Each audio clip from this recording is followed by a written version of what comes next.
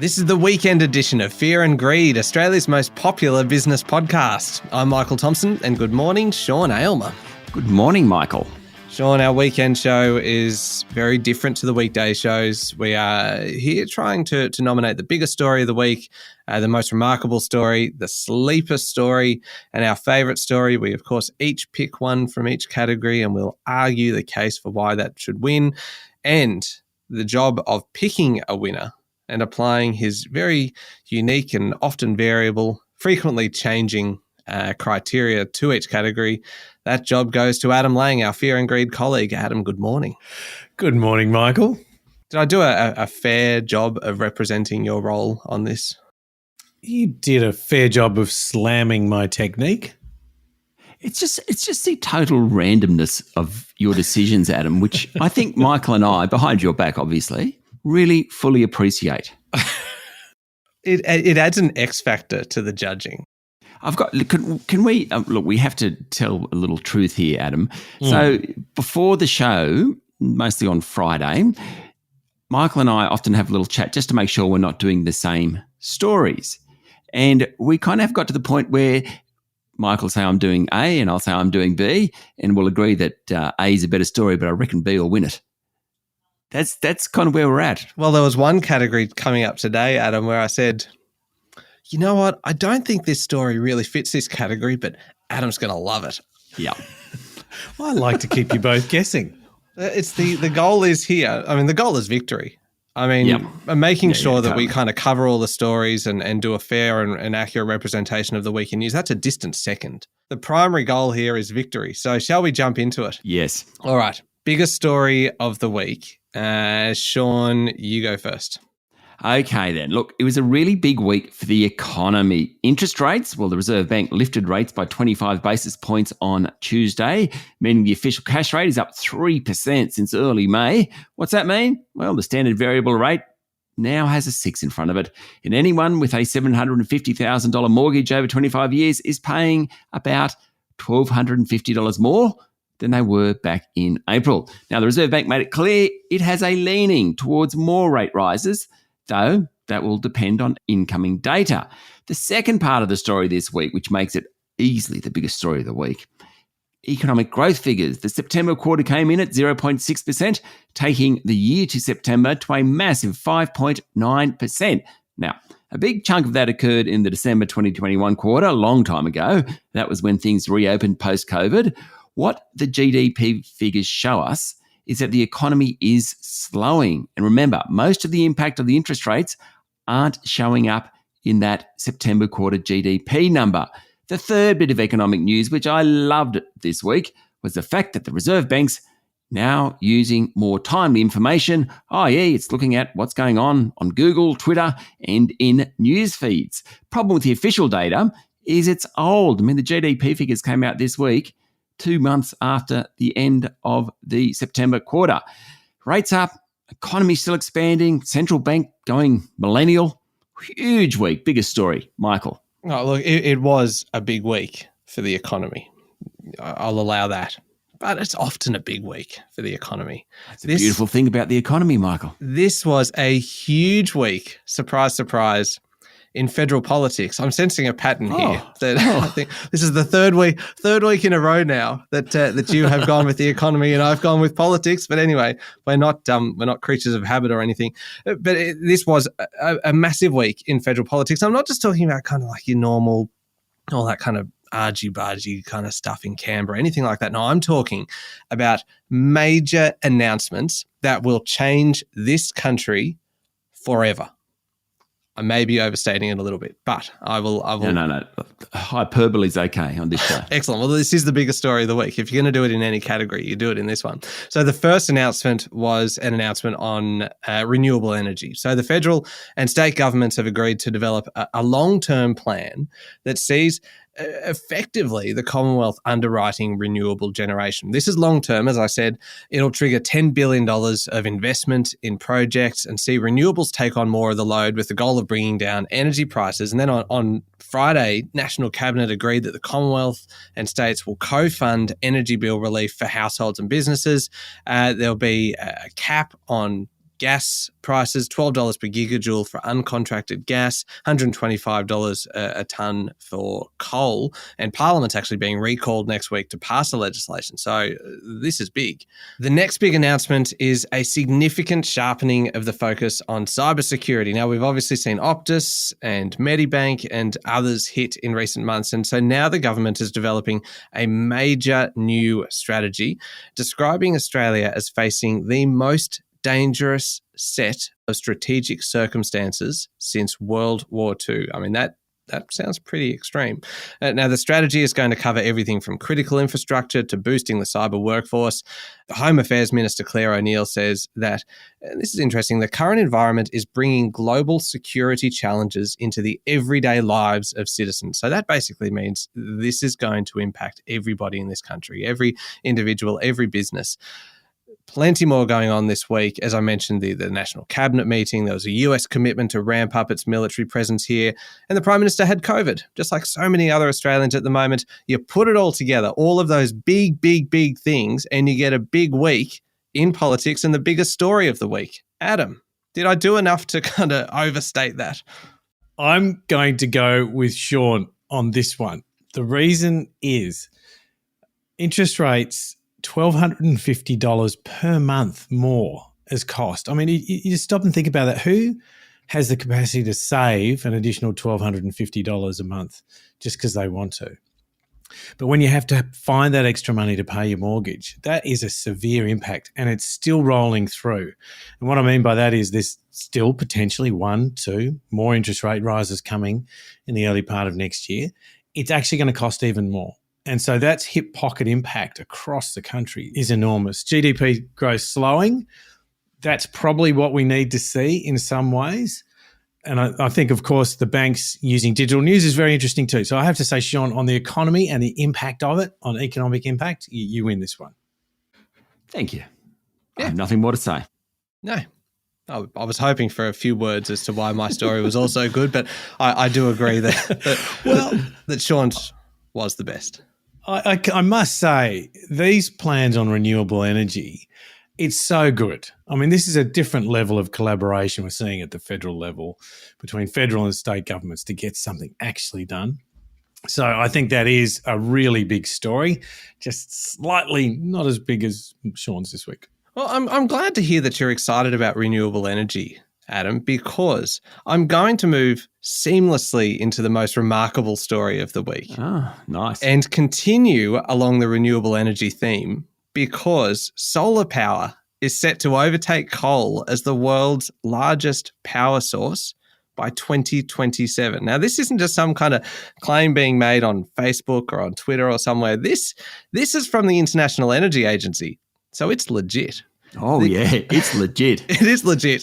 So apparently the war in Ukraine has obviously accelerated the shift to kind of cheaper, clean energy sources like wind, like solar. And globally over the next 5 years, renewable energy capacity is likely to double. In Australia, too, high demand for corporate power purchase agreements will boost renewable power capacity by 85% over the next 5 years. All of these little bits and pieces is remarkable. But really, just that first stat on its own should win this category. Solar power will overtake coal in just 5 years. 5 years. That is remarkable. I would tell you exactly how many days that is, but I have attempted to do maths on the fly previously, and I think it's somewhere in the vicinity of 1,600 days. It's actually 1,800, which is funny because you got it wrong. But I love the fact that you tried. We could hear those cogs turning. I was like, it was a gamble. I was like, do I just take a punt? And I'm like, oh, there's 300 days a year times 5. I'm like, the little leftover weeks don't really add up to much. Apparently they do. For listeners who don't realise it, Michael actually came, first or second in maths in the HSC in the state? But he peaked. Now, that was quite a while ago. So his mathematical ability peaked at 17. And it's kind of twice that level, and I think he's back to where he started. Anyway, moving on. The problem was in the HSC, as my wife Sian constantly reminds me, is you get to use a graphics calculator. And she goes, and without your graphics calculator, you are nothing. Okay, thank you. Oh, Sean, look, I'll tell you about my most remarkable story. Totally self-interest here. It's basically an international story with big ramifications for anyone going to Bali. Well, anyone who's not married or going with their partner to Bali. Indonesia's national parliament this week approved huge changes that includes jail sentences for consensual sex between unmarried people. Consensual is a really hard word to say. Anyway, consensual sex between unmarried people and cohabitation of unmarried people. Also, criticising the country's president has become a crime. Now, Indonesia is a Muslim majority country. Its politicians has every right, and indeed should, make their own rules. But it seems like Parliament did this without a lot of consultation with the public. In fact, the public was given just a couple of days' notice that all the political parties had agreed to the latest legislation, which passed this week. Indo is a modernising economy. We saw that at the G20 in Bali. It is a great friend of Australia. It is one of our closest neighbours, a huge population, obviously a huge Muslim population. Problem is, I reckon these new rules send Indo back a few years or perhaps decades. I almost feel bad saying that. It's not my country, so I'm kind of imposing my values on Indonesia, but I still think it's a remarkable story that they actually did it. Adam. Sean, it is remarkable, and I think a lot of people will reconsider tourism on the basis of this law change, and that will have an economic impact. I think in this week, though, Michael, you win for the most remarkable story. I think the speed of the transition to renewables is what we're all seeing, and the impact of that in 5 years it can overtake coal. That is really remarkable and hugely impactful on an economic basis. So well done. Yeah, in just 1,800 days, that's quite remarkable, isn't it? All right, it is 1-1. We'll be back in a moment with the sleeper story of the week.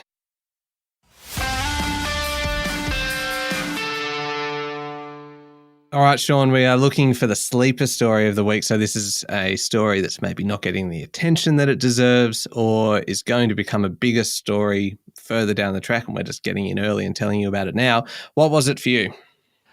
Well, my sleeper story is all about Andrew Forrest, the country's second richest person and not known as an introvert, admittedly. This week, his private company, Squadron Energy, bought CWP Renewables for more than $4 billion, beating out both local and international bidders. Squadron, Forrest's company, will take control of wind farms with about 1.1 gigawatts of generation capacity, as well as a bunch of other projects in the pipeline. It also has solar power assets, and once everything is up and running, it should be able to provide energy to 8.5 million homes. Now, Andrew Forrest is already a major player in green hydrogen. He's invested more in that through Fortescue Future Industries than any other person in this country. He's now a major player in wind and solar. We talk about Mike Cannon-Brookes from Atlassian as being the renewables man. He's reserve grade compared to Andrew Forrest. Andrew Forrest this week became the kingmaker in renewables. We haven't spoken of it that way, but he controls more assets than anyone else. Oh. Do you like that, Sel? Oh, that's just the emotive language. You made me feel something then, Sean. Oh. Was it reserve grade that got you? Yes, it was. I'm like, oh, well done. That's just a very kind of neat little analogy.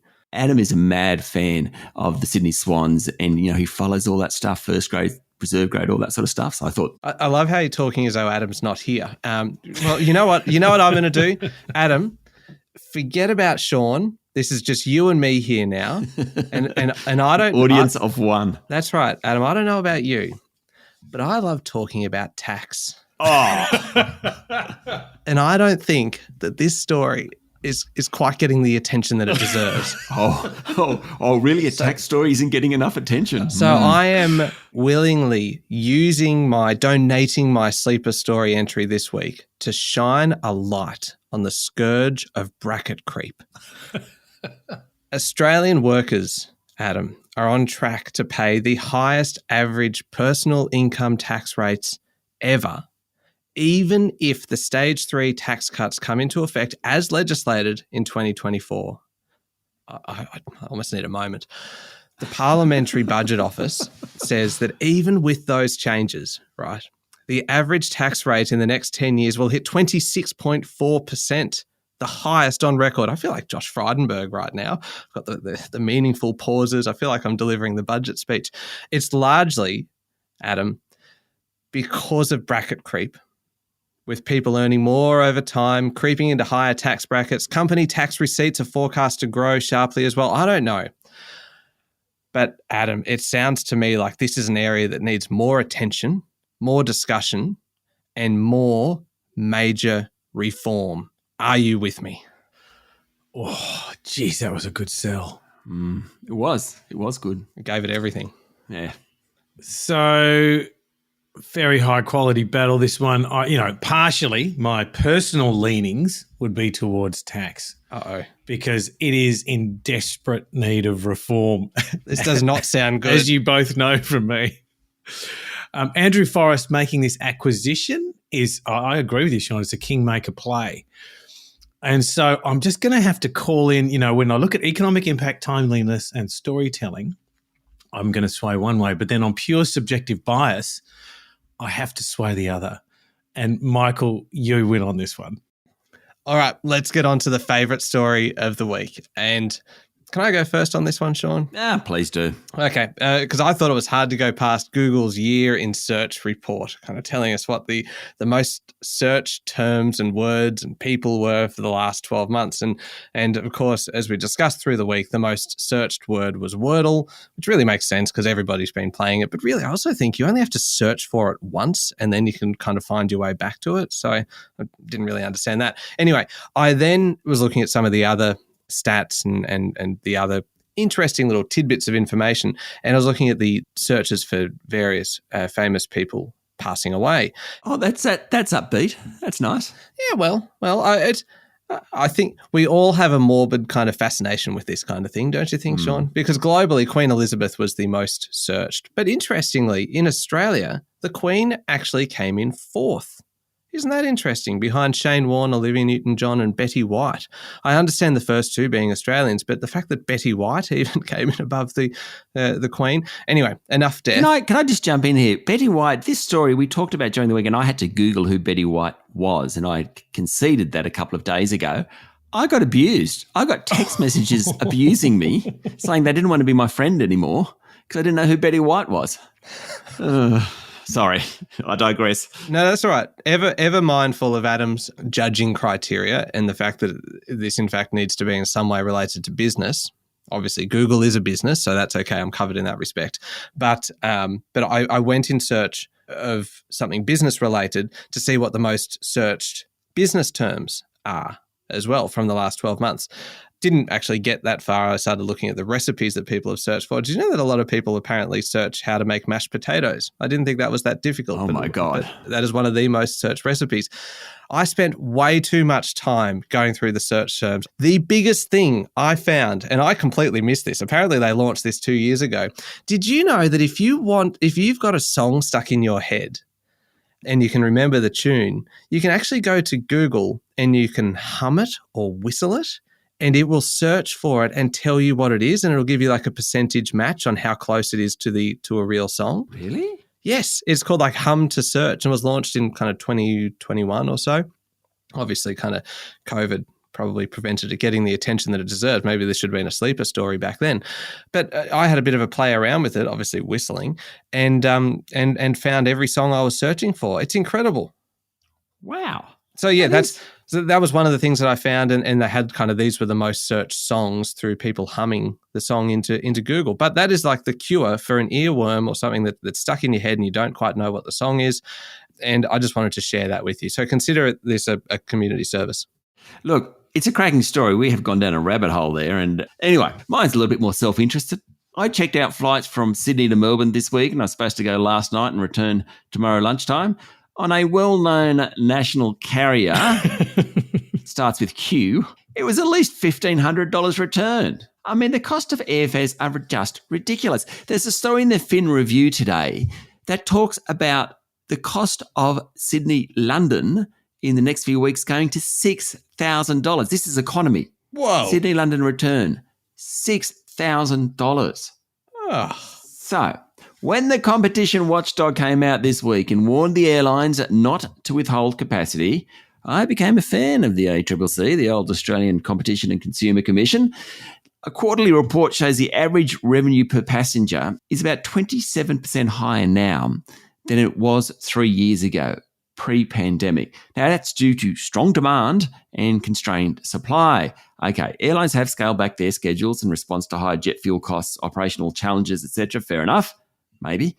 But the ACCC wants fares to come down when those things are sorted out. It's going to keep an eye on Qantas and Jetstar, Virgin and Rex to make sure it happens. Go the watchdog, go the ACCC. Favourite story of the week. Adam, do you like how everything is now just becoming it's a campaign, really? It sounds like we're all delivering campaign speeches. Well, I think the difference between you and I is I follow stories that are all about me. You follow stories that are all about Adam. I follow stories that are all about the people, Sean. And Adam just happens to be a very good representative of the person. the people. The people. Yeah, that's right. Okay. Sean wins on this one. Sorry. Just No, you caught. I've got to be A honest. slight yelp. No, I was having a stretch, and the outrage kind of came out in a slightly strangled noise. Please go on. But Michael, as you Googled the Barry Gibb catalogue with Hum to Search, I thought that's good, but it's not actually new. And I do like the Google search words for 2022. That is fun. But I think for me, the favourite story was the ACCC getting some good statistics on just what we're all seeing. And I think there is a level of outrage. Like, we're going to cop it at the moment a bit, like when we have to travel and people wanting to get, say, back overseas to be with family and have the holidays that they've been stopped from having before. But I don't know that this will play out very well. And that question of capacity, right? How will the brands survive through this with this lingering sort of memory of having to pay very high prices to travel? I really am interested in see how the brands withstand that in the coming years. So, Sean, I think it's a ripper of a story, and I love what the ACCC got stuck into it this week.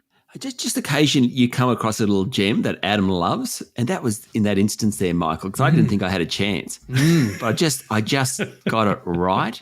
Oh, that was a ripper. Now, so what's that? That's 2-2 overall. Can we? Yeah, really close on the points. And you do? Is it 25 points per? 25 points per category for each of you. Mm-hmm. All up, Sean, 88 points. Michael, 87 points. Oh, that is so close. It really was. Good battle. Maybe if I'd actually put some effort into the last story and not just got distracted by whistling into Google. Have you worked out what your most played song was on Spotify this year? Well, mine's a family account. So my favourite songs are genuinely on this list, songs that I don't think I've ever heard. Are my kids playing them? So mine's a family account too, actually. And so songs 2 through to 10 are theirs. But song 1 was mine, Harvest Moon by Neil Young. Oh, my word. Ah. And then my daughter has picked it up as well. So I think she's playing it a bit too. Sorry, Michael, we digress. We've got to get this show finished. What was your number one Spotify song? It was, because ours is a family account as well. And so do you know the song Blinding Lights by The Weeknd? Yeah. Yeah, that one. Because the kids Massive song. absolutely loved it. And it played nonstop for probably the first 6 months of this year. And clearly that was enough to get it to the number one spot. Even took out the Wiggles. Oh, yes. Really, the Wiggles have kind of dropped right off here. Oh. All right, well, we've ended up on a very odd point today, but suffice to say, congratulations, Sean, on your victory. I thought it was well deserved. Look, I think we can all be winners today. I think that it was so close. Adam's effort this week was spectacular to not give it to Google. And so all right. All round, 3 winners. Good stuff. Thank you very much, Sean. Thank you, Michael. And thank you, Adam. Thank you, Michael. Make sure you're following the podcast. Join us online on LinkedIn, Instagram. We've got a lot of stuff on Instagram, actually, Twitter and Facebook. And don't forget to check out our new podcast, How Do They Afford That?, featuring Canna Campbell, the founder of Sugar Mama TV. This week's episode is all about kind of guilt-free holidays. It is a good one. I'm Michael Thompson. Have a great weekend.